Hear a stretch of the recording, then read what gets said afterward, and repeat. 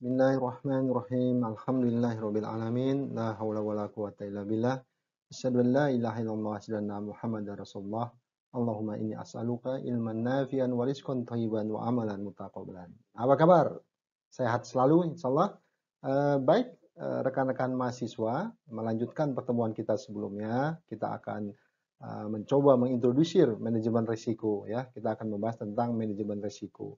Pada pertemuan pertama kita sudah membahas latar belakang manajemen risiko, kemudian kenapa manajemen risiko itu menjadi hal yang sangat penting pada dekade terakhir ini. Nah, mungkin kita ulang sedikit bahwasanya lingkungan kita, lingkungan bisnis, apapun itu secara konstan itu berubah. Nah, perubahan-perubahan yang secara konstan ini mengharuskan setiap entiti, setiap perusahaan, setiap orang bahkan itu harus menyesuaikan dengan lingkungan. Nah, ini mengapa peranan manajemen risiko akhir-akhir ini semakin besar, semakin sangat diperlukan. Wabil khusus kalau kita bicara tentang industri perbankan, ya, kalau kita lihat perubahan di perbankan sangat-sangat luar biasa, khususnya dengan adanya masuknya istilahnya itu pesaing baru yaitu di financial technology. Nah, kemarin juga kita sudah membahas kalau kita lihat kondisi-kondisi eksternal perusahaan terus berubah dan ini terus berubah ya. Pertama kemarin kita sudah bahas juga ya penggunaan eh, penggunaan teknologi digital ini yang semakin tinggi. Semua sektor ya mau nggak mau harus berubah ya. Kita memasuki era 4.0 bahkan beberapa negara sudah masuk kepada era 5.0. Nah, kemudian banyaknya potensi pertumbuhan bisnis baru. Artinya pertumbuhan bisnis baru itu semakin luar biasa. Jadi banyak model-model bisnis baru. Kenapa? Karena Indonesia khususnya masih memiliki ruang ya, masih memiliki ruang untuk tumbuh. Ya, sebagai contoh saja, kita bisa melihat pembiayaan KPR ya atau KPR, kredit pemilikan rumah. Indonesia itu masih sangat rendah penetrasinya, hanya sekitar 3-5%. Sedangkan negara-negara lain sudah sangat besar. Negara Amerika dan Eropa, penetrasi KPR itu sudah di atas 50%. Nah, ini artinya akan banyak skema-skema baru terkait dengan pembiayaan perumahan. Begitu juga penetrasi kredit atau pembiayaan Indonesia juga masih rendah, sekitar 35%. Negara-negara lain bahkan sudah lebih daripada 35%. Nah, kemudian entrepreneurship ratio kita juga masih rendah. Nah, ini membuat banyaknya bisnis model baru.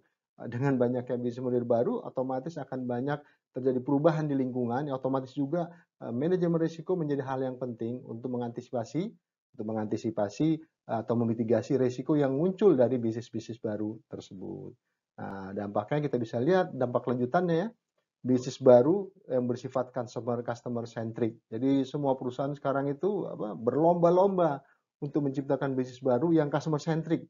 Jadi produk dibuat itu berdasarkan keinginan needs daripada customer. Nah, ini yang membuat persaingan akan semakin ketat lagi, yang mengakibatkan apa? Terjadinya perubahan perilaku nasabah.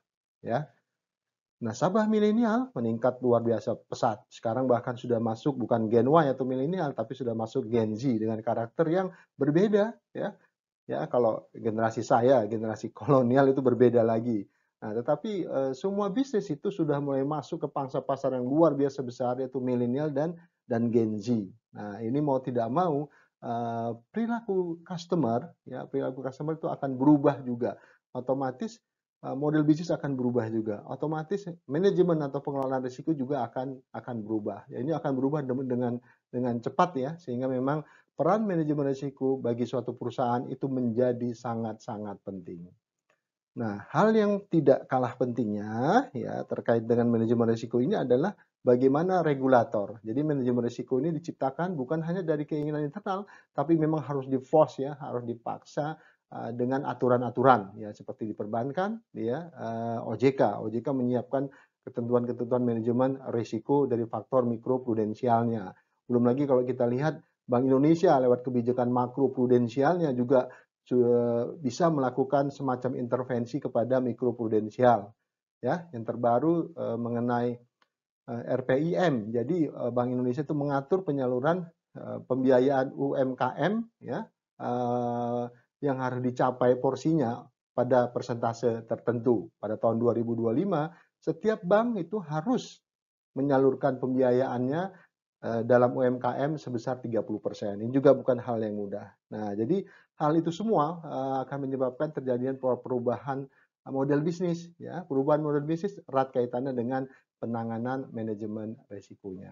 Ya, ini jadi saya kira begitu rekan-rekan semua, faktor lingkungan yang berubah secara konstan dan cepat ini harus diantisipasi dengan manajemen risiko yang kuat dan sehat juga. Nah, kemarin juga kita sudah bahas mengenai revolusi industri 4.0, sekarang sudah berubah ya. Kalau kita lihat bukan hanya 4.0 ya, 5.0 di beberapa negara baju, Jepang udah 5.1 ya. Nanti akan ada era 6.0 seterusnya ya. Ya, what next? Kita nggak tahu. Tetapi yang pasti itu adalah different era of economic ya. Ya. Jadi pada eranya ekonomi juga akan berubah sesuai dengan eranya, dengan masanya. Nah ini sekali lagi ya menunjukkan peran manajemen risiko itu terus dinamis ya, sangat dinamis, terus berubah mengikuti pertumbuhan perkembangan bisnis atau industri.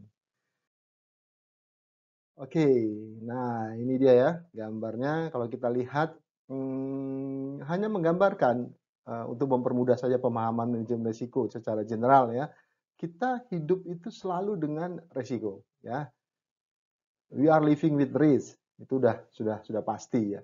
Misalnya sekarang kita dalam kondisi WFH seperti sekarang ini, pertanyaannya apakah kalau kita berdiam di rumah tidak ada risiko yang kita hadapi? Ya, betul ya. Jadi pasti ada. Ya, kita kalau dulu misalnya kita offline kuliah ke kampus itu jelas ya. Kalau nanti kita bandingkan ya, kuliah di kampus dengan kuliah di rumah itu risikonya mana yang paling besar? Nah, kalau kita lihat misalnya ke kampus, misalnya kita naik kendaraan umum atau naik kendaraan pribadi, misalnya naik motor. Begitu kita keluar rumah, ya di situ mulai muncul yang namanya resiko, ya resiko terserempet, resiko kita menyerempet orang sehingga menjadi terlambat, ya. Kemudian resiko motornya bocor, bannya, kemudian resiko lagi sampai di kampus nggak dapat parkir, ya banyak risiko yang mungkin timbul dari perjalanan kita sampai ke kampus. Nah, kalau kita kuliah jarak jauh di rumah ada risikonya nggak? Ada juga, ya. Pertama, misalnya WiFi tiba-tiba mati, itu sudah jelas risiko sehingga kita tidak bisa mengikuti perkuliahan, ya. Kemudian tiba-tiba laptopnya rusak, bisa jadi juga. Handphonenya juga rusak, sinyal rusak. Seperti kemarin itu ada kejadian kabel bawah laut ya kita nggak bisa apa-apa ya kita nggak bisa melakukan komunikasi menggunakan internet. Bisa juga karena sudah terlalu lama kuliah jarak jauh kita ketiduran ya bisa jadi itu merupakan resiko. Jadi istilahnya kita itu selama kita hidup itu selalu ada resiko ya. Resiko kalau di agama Islam ya resiko kematian walaupun kita berdiam diri dalam ruangan beton tembok sekalipun itu malaikat maut itu tetap akan bisa menghampiri kita. Demikian juga dengan resiko. Nah, kita ambil gambaran. Ini rekan kita ini ya, rekan kita ini. Nah, rekan kita ini berada pada satu kondisi di mana matahari itu bersinar dengan teriknya. Seperti sekarang ini kan lagi musim kemarau nih ya. Ya setelah berjalan lama jauh akhirnya dia menemukan ada pohon ya. Pohon apa? Ya pohon apel ya, pohon apel. Dia melihat ke atas ada 2 buah apel di sini. Ada berapa? Ada 2 buah apel. Dia lihat, oh apel yang satu, dia lihat sini ya, itu besar. Besar. Kemudian apel yang kedua, ini satu ya, apel yang kedua itu lebih kecil.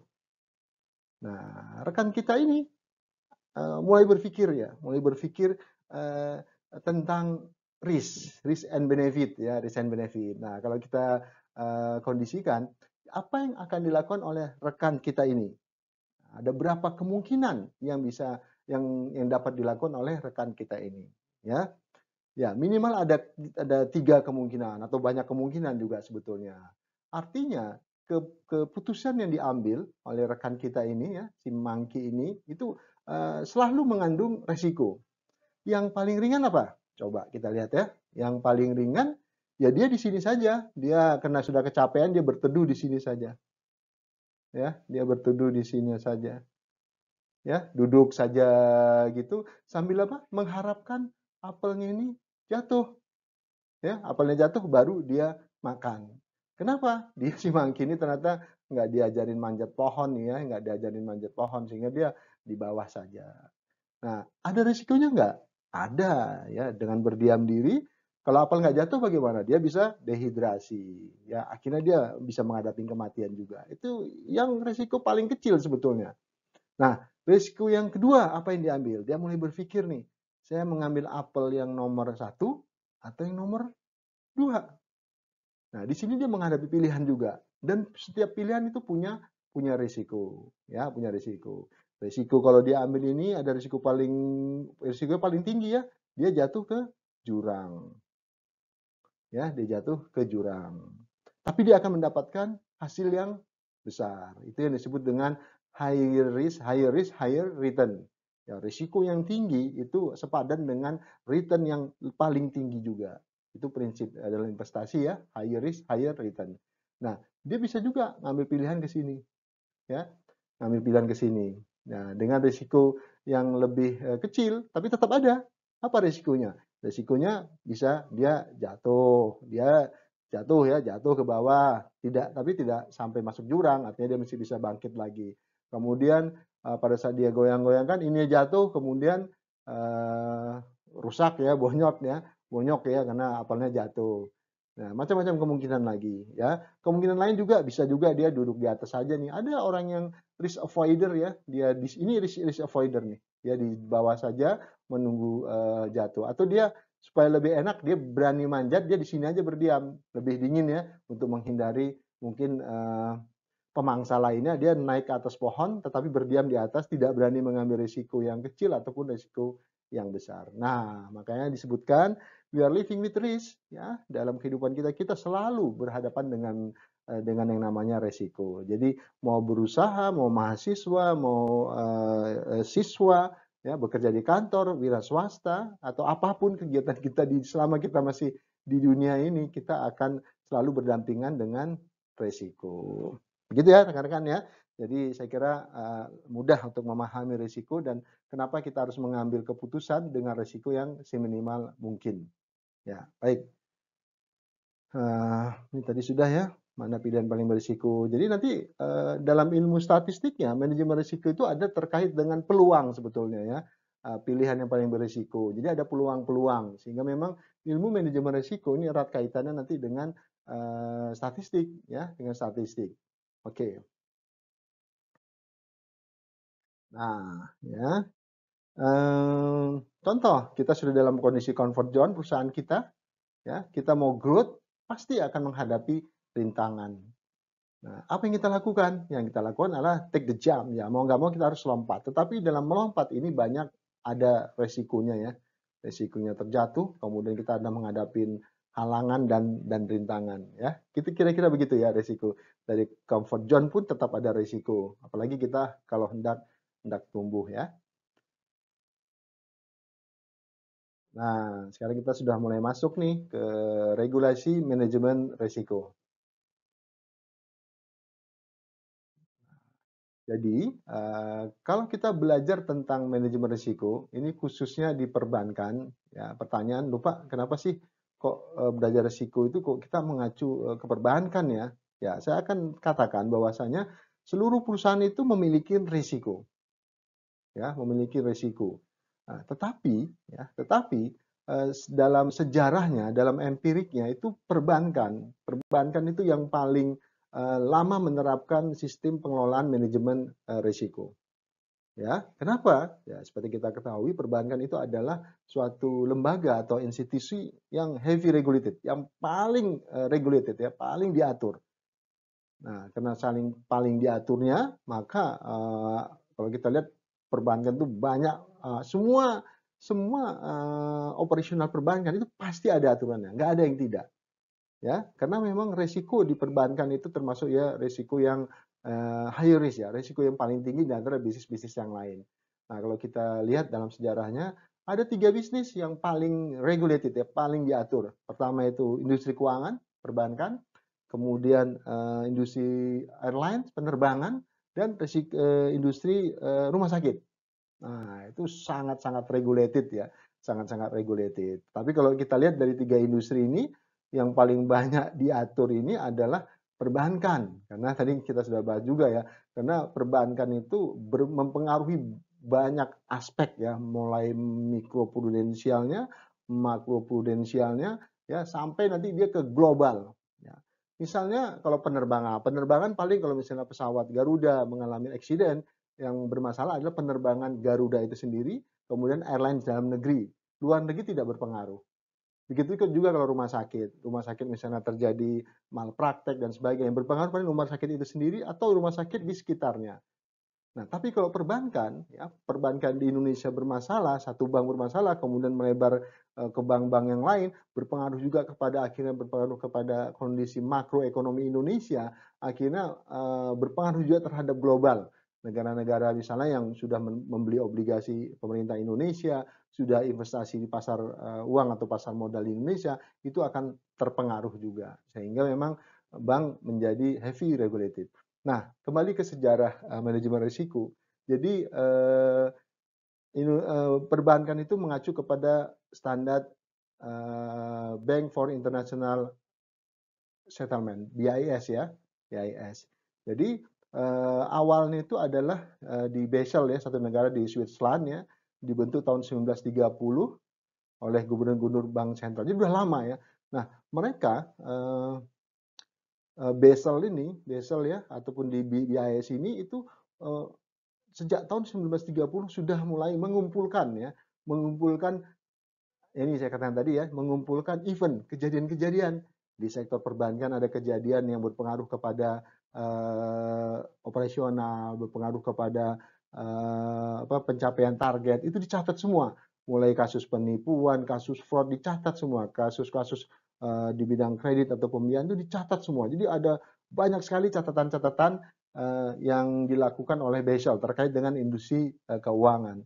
Industri lain nggak ada yang seperti itu. Tapi kalau di perbankan sejak 1930 sudah mulai yang disebut dengan apa ya gitu, pengumpulan risk register lah istilah, kalau zaman sekarang itu istilahnya risk register. Jadi semua risk itu, semua risiko yang terjadi, semua event yang terjadi itu dikumpulkan, diregister ya dalam satu library lah. Ada juga menyebut dengan risk library. Jadi semua kejadian sejak tahun 1930 terkait dengan industri keuangan dan industri lainnya itu di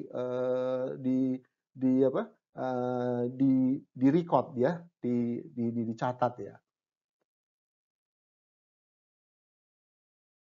Nah, ini mulai terkuak ya, mulai terkuak kalau kita lihat krisis global ya, zaman itu ada kasus Bearing, kasus Lehman Brothers, kemudian terjadi krisis global.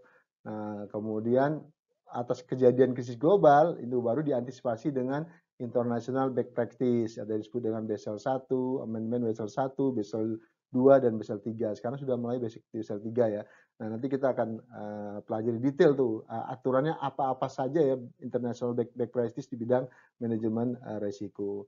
Di Indonesia ya, secara nasional juga ada nih ya, otoritas perbankan di Indonesia ada 6 pilar ya. Ini semua ini terkait dengan kejadian-kejadian. Kemudian krisis tahun 2008 ya, kalau teman-teman masih ingat, krisis tahun 2008, krisis subprime mortgage ya, itu luar biasa dampaknya, tetapi Indonesia tidak terlalu terkena. Indonesia dan negara Asia terkena di krisis tahun 1997-1998. Nah, krisis di 2008 ya, 2008 ya, dengan kasus subprime mortgage ya, kasus pembiayaan perumahan ya, itu berdampak luar biasa, sehingga kemudian mulai dikenal dengan istilah makroprudensial, jadi pengawasan yang komprehensif yang dilakukan oleh suatu negara, sehingga ada beberapa negara yang memisahkan fungsi moneter dan laju inflasi dan bunga dengan pengawasan mikroprudensial atau OJK ya. Nah, sehingga dipisahkan tuh, ada bank sentral di Indonesia namanya BI, ada Otoritas Jasa Keuangan itu namanya OJK. Keduanya memiliki tugas yang berbeda. Bank Indonesia makro prudensial, ya. Jadi kalau kita lihat di sini BI ini makro prudensial, OJK, ya ini mikro prudensial. Nanti teman-teman bisa cari ya di literaturnya apa perbedaannya. Itu salah satu kenapa BI dan OJK itu dipisah ya. Itu memang international best practice-nya seperti itu. Itu karena ada kejadian krisis global di tahun 2008.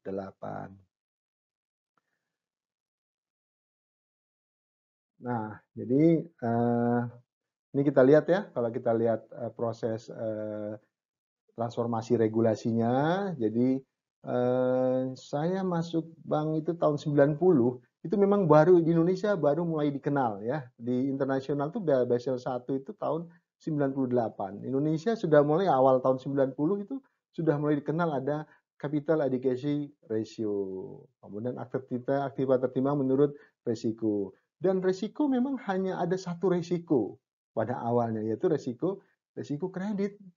Ya, jadi pada tahun itu, pada awal-awal mulai dikenalnya manajemen risiko, tahun 98 di Indonesia tahun awal 90-an, itu bank tuh hanya mengenal satu resiko.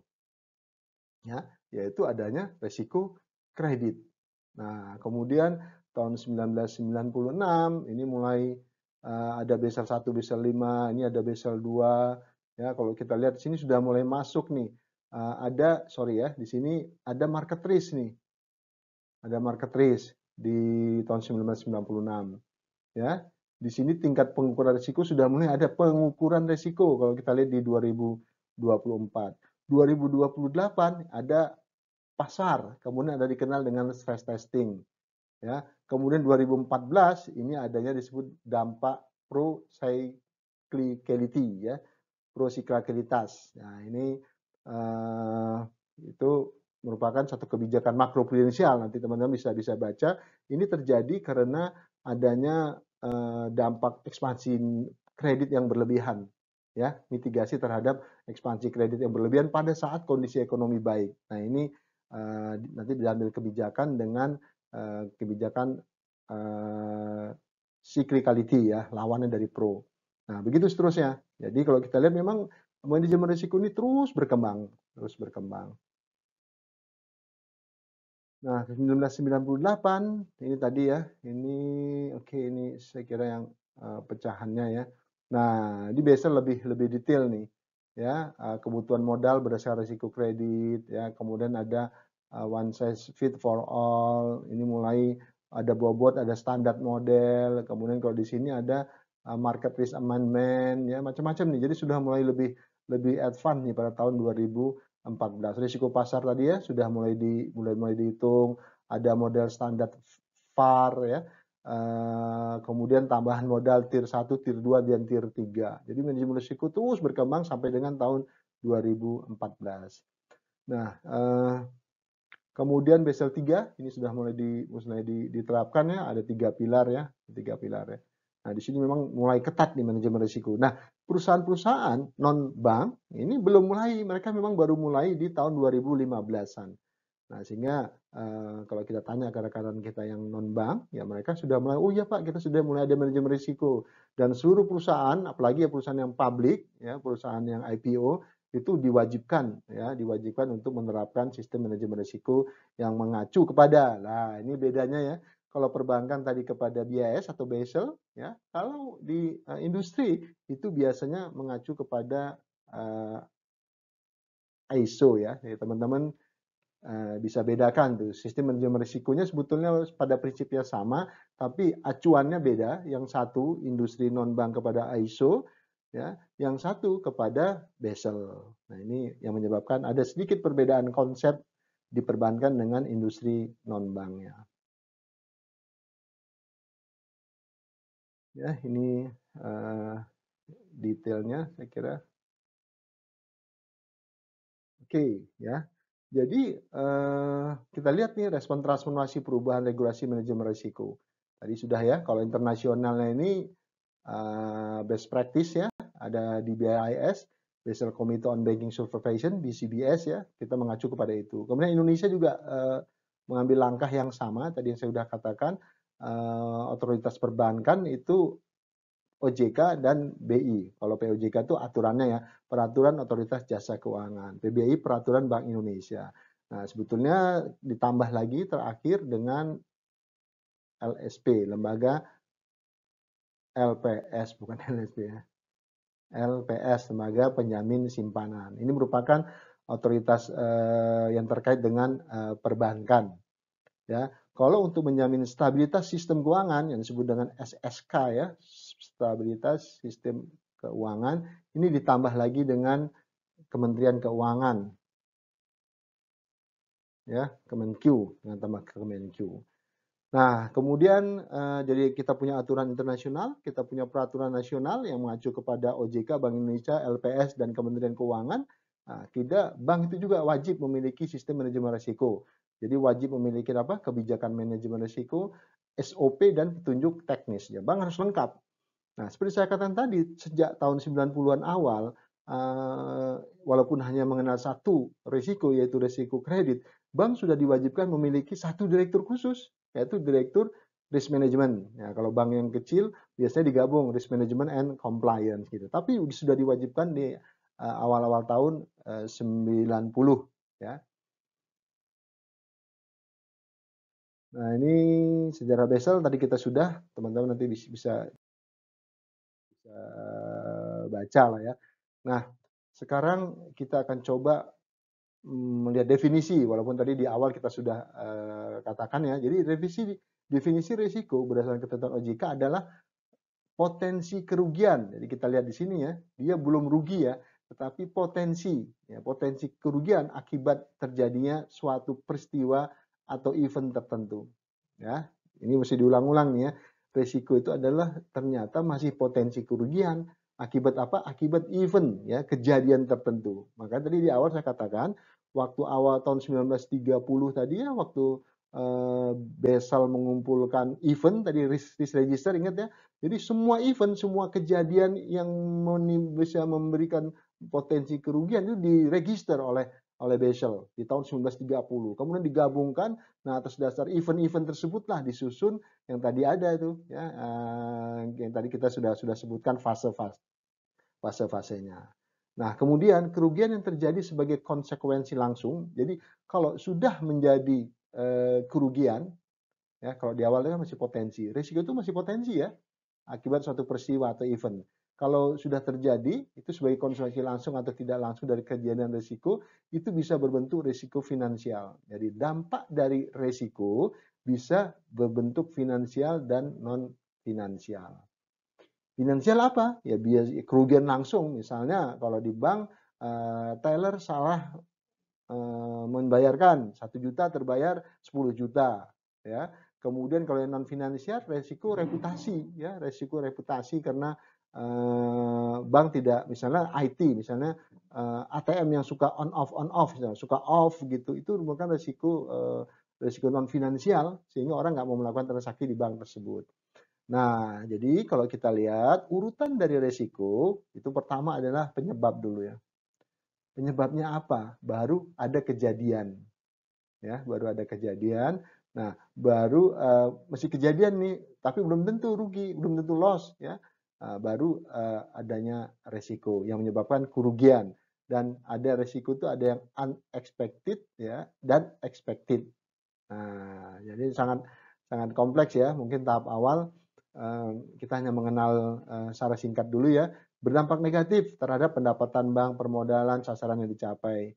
Ya, ini nanti akan kita harus melakukan apa? Identifikasi, mengukur, memantau, mengendalikan.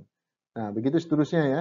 Jadi tadi itu resiko. Bagaimana, apa yang dimaksud dengan manajemen resiko? Jadi kita tambahkan kata manajemen.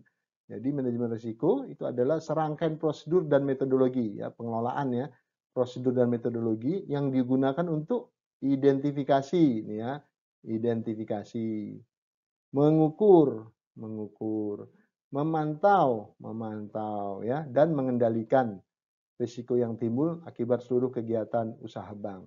Nah, jadi kalau kita bicara manajemen risiko itu ada selalu manajemennya, pengelolaannya ada identifikasi, kemudian mengukur, memantau dan mengendalikan. Itulah yang disebut dengan manajemen risiko.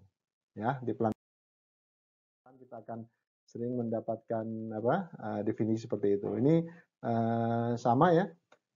Jadi kalau kita lihat definisi risiko itu diawali dari proses bisnis. Nah, ini jadi kalau ditanya apa sumber risiko?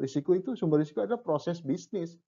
Nah, proses bisnis bagaimana? Dari proses bisnis yang kurang tepat atau ada kejadian apa munculnya yang disebut dengan peristiwa. Ya, peristiwa itu kemungkinan terjadi, kemungkinan juga tidak. Ya.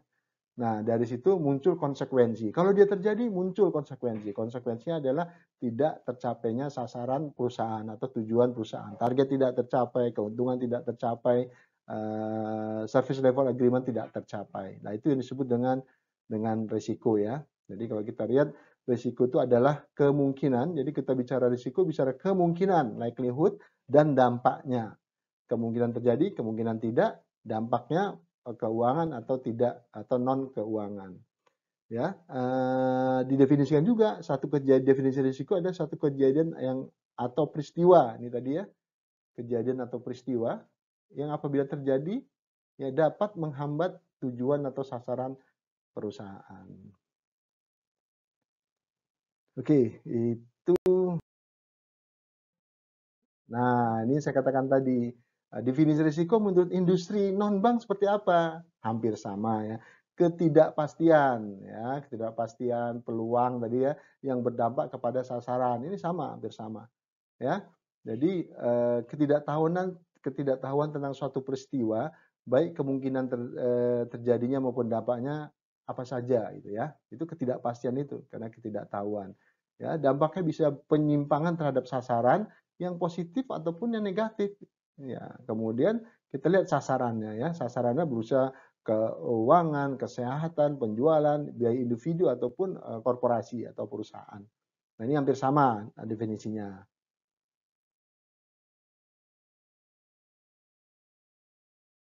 Nah, jadi kalau kita lihat ini diperbankan ya, resiko tadi di depan kita sudah katakan adanya persaingan yang semakin ketat, arus modal kepemilikan asing dan konsolidasi perbankan. Sekarang kalau dulu teman-teman melihat ya ada BII, ada Bank Lipo, ini udah nggak ada semua nih sekarang ya, udah nggak ada semua. Sekarang muncul bank-bank ini bank niaga ya, bank-bank baru ada Bank Jago, Bank Neobank, Bank Sibank itu pemilik asing sekarang juga terjadi ya, yang juga terjadi. Nah kemudian implementasi regulasi ya. Kemudian ancaman bahaya laten NPL atau NPF, non performing loan atau non performing financing, kredit macet, pembiayaan macet ya. Ini merupakan ancaman yang menjadi transmisi utama risiko di perbankan. Kemudian stabilitas ekonomi seperti kondisi sekarang pandemi Covid ini luar biasa dampaknya bukan hanya kepada perbankan, ini multidimensi ya, semua sektor sangat terpukul, bahkan Indonesia mengalami resesi ya, tiga periode, 3 triwulan berturut-turut negatif pertumbuhannya. Nah, kemudian juga inefisiensi operasional bank juga sangat terpengaruh ya. Nah, kita lihat juga ada risiko tindak pidana perbankan, TP bank ya. Oke. Ini hukum dasar risiko. Jadi bagaimana risiko ini di bank ya, di bank ini. Jadi kalau kita lihat hukum dasar risiko itu adalah pendapatan yang diterima dari nasabah. Bank bisnisnya adalah mengharapkan pendapatan yang diterima dari nasabah. Dan nasabah apa? Nasabah pembiayaan di sini ya. Atau kalau di konvensional kredit ya. Jadi margin atau bagasi dari nasabah pembiayaan yang mendapat fasilitas pembiayaan itu merupakan pendapatan yang diterima ya. Semua itu harus dikembalikan lagi. Dikembalikan kemana aja? Kepada deposan. Jadi orang yang berinvestasi misalnya di bank syariah dengan produk musyarakah atau mudharabah ya atau wadiah untuk gironya itu dibayarkan kepada dana pihak ketiga. Kemudian bank ada juga biaya operasional ya untuk gaji karyawan, listrik dan sebagainya. Kemudian muncullah profit. Nah, ini hukum dasar risiko itu di sini. Awalnya cuma ini saja tahun 90-an karena belum ada manajemen risiko. begini saja, kita bank bayar bagi hasil untuk deposan, dan pihak ketiga biaya operasional, muncullah profit. Nah, kemudian dengan sistem manajemen risiko nggak bisa. Jadi harus ada yang namanya biaya risiko. Nah, ini jadi risiko sekarang itu memegang peranan penting bagi profit suatu bank. Jadi bank harus mencadangkan yang disebut dengan biaya risiko dalam laba ruginya. Jadi bank tidak boleh tidak, ya, harus mencadangkan biaya risiko, ya. Hukum dasarnya ya otomatis ya A harus sama dengan B tapi ditambah dengan biaya risiko. Dengan adanya biaya risiko maka dibutuhkan satu pengelolaan, makanya ada manajemen risiko, ya. Nah, jadi bank yang ingin profitnya besar, dia harus memperkecil risiko yang timbul. Jadi kalau kita lihat di sini, manajemen risiko seperti ini, dia harus memperkecil ya, sehingga risikonya semakin kecil, sehingga profitnya akan semakin besar, gitu. Jadi kalau ini bisa ya masing-masing ini bisa diefisiensikan gitu ya, bisa diefisiensikan. Jadi artinya biaya risiko sudah masuk suatu bagian yang penting yang harus dilakukan manajemen pengelolaan dengan baik sehingga memperkecil biaya risiko yang dibentuk. Nah, kita masuk mungkin sebagai pengantar saja. Perbankan ya, perbankan itu memiliki 8 risiko. Nah, khusus perbankan syariah itu ada 10. Tambahannya adalah risiko investasi dan risiko imbal hasil.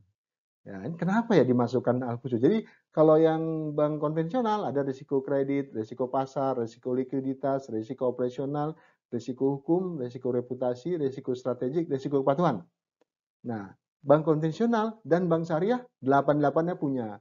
Tapi khusus bank syariah ditambah lagi 2, ya. 2 itu risiko investasi dan risiko imbal hasil. Nah, ini kenapa ada risiko ini? Ya, karena bank syariah mempunyai satu produk yang unik berbeda dengan bank konvensional, yaitu produk bagi hasil ya. Bagi hasil. Itu ada mudarobah dan musyarakah. Sehingga risiko bank syariah ditambah 2 ya, menjadi 10 risiko. Jadi kalau ditanya bank syariah memiliki berapa risiko? 10. Bank konvensional berapa? 8. Nah, nanti ada lagi diatur bank konglomerasi, jadi bank-bank besar yang sudah ada konglomerasi, bank mandiri dan sebagainya, mereka punya lagi 2 risiko nih, ditambah 2 risiko ya. Nah, jadi 10 risiko juga untuk bank konglomerasi. Nanti kita akan pelajarin ya. Oke, nah nanti kita akan lihat nanti dikenal dengan manajemen risiko konsolidasi, profil risiko, tingkat kesehatan. Ini nanti akan kita bicarakan pada pada pertemuan selanjutnya ya. Nah, di sini nanti risiko itu dilihat ini profil risiko. Kita hanya melihat sepintas saja cara pembuatannya. Nanti kita bisa pelajarin di lain kesempatan. Nanti akan muncul seperti ini. Tadi ada berapa? 10 risiko ya. Risiko kredit, risiko pasar, sampai dengan risiko imbal hasil. Nanti kemudian peringkat risikonya dinilai, kemudian nanti muncul peringkat risiko ya. Peringkat risiko 2, 1, kemudian 3 dan sebagainya, muncullah komposit nanti ya. Nanti itu cara pengukuran risiko. Nah, risiko OJK terkait permodalan ya juga sama. Dia menerapkan capital adequacy ratio. Ini ketentuan-ketentuan. Jadi memang seperti saya katakan tadi, bank itu sangat diatur. Kemudian ada cara perhitungan KAR ya, nanti kita akan pelajari pada pertemuan selanjutnya. Kemudian bagaimana penerapan kualitas manajemen risiko. Jadi di sini ada tata kelolanya, kerangka manajemen risikonya, proses manajemen risiko dan sistem pengendalian internal. Jadi banyak ya, teman-teman sabar saja, nggak usah terlalu terburu-buru karena memang ini cukup complicated ya. Nanti kita lihat apa yang dilakukan. Dan ini memang sangat sudah diatur ya, di setiap bank menerapkan seperti ini dan harus dilakukan ya, karena ada penilaian manajemen risiko dalam penilaian tingkat kesehatan bank ya. Ini juga 4 pilar. Nah, kemudian nanti penerapan manajemen risiko, ada pengawasan aktif BOD, BOC, DPS. Ini ya, kalau di bank syariah ada Dewan Pengawas Syariah. Ini bedanya dengan bank konvensional, tidak ada Dewan Pengawas Syariah. Jadi apa tugas Board of Commissioners, apa tugas Board of Director, ya, ya itu nanti masing-masing sudah ada. Nah ini penerapan manajemen risiko. Nanti ya, jadi sangat kompleks ya. Penerapan risk appetite, kebijakan prosedurnya gimana, ada penetapan limit, nah strategi manajemen risikonya. Ini semua terkait ya. Bisnis tadi ya, bisnis, sini tujuan bisnisnya. Tujuan bisnis ini harus dilakukan pengelolaan risikonya. Ya, tadi kita sudah di depan sudah mengetahui di bawahnya bahwasanya sumber dari risiko itu adalah proses-proses bisnis. Ya, makanya disusun penerapan manajemen risiko. Ini proses MIS-nya ya. Jadi karena saking rumit dan kompleksnya sudah pakai MIS ya. Tidak sederhana. Nah, kemudian kalau kita lihat basic dari risiko itu kan tadi proses bisnis ya, operasional perbankan syariah itu seperti ini. Nanti kita akan teman-teman tentunya sudah tahu ya kenapa dia ada dua tambahan, yaitu risiko apa? Risiko bagi hasil ya dan pendapat diterima investasi gitu ya. Beda dengan bank konvensional. Bank konvensional itu nggak ada risiko investasi dan bagi hasil. Dan itu bank syariah itu ada. Ini yang menjadi dasar kenapa bank syariah ditambah dua risiko berbeda dengan bank konvensional ya. Jadi mau nggak mau ya rekan-rekan semua nanti harus paham tentang neraca bank, aktiva, liabilities-nya, investasi tidak terikat, ekuitasnya. Ini harus paham ya. Kalau enggak nanti kita akan sulit untuk mengukur manajemen risiko yang terjadi di bank. Nah, kemudian yang paling penting itu biasanya yang sekarang ya, masalah fungsi modal. Fungsi modal sebagai bantal ini ya, sebagai cadangan sehingga sangat penting. Kalau kita lihat ketentuan terbaru ya, ketentuan terbaru itu bank tahun 2023 harus 3 triliun. Kalau dulu masih bisa 1 triliun. Nah, kemudian 2025 harus naik lagi ke 5 triliun. Nah, karena memang modal itu merupakan bantal terakhir dari risiko. Nah, jadi punya bank itu nggak enak juga ternyata ya, karena memang kita kapital intensif, kita harus terus tambah modal. Tujuannya adalah apa? Tujuan untuk melakukan mitigasi risiko. Ya, saya kira itu pertemuan kita pada kali ini. Yang mudah-mudahan jelas. Kalau tidak nanti kita bisa diskusi melalui online. Saya kira itu yang bisa saya sampaikan. Sekali lagi mudah-mudahan apa yang disampaikan ini bermanfaat buat kita semua. Billahi taufik wal hidayah. Assalamualaikum warahmatullahi wabarakatuh.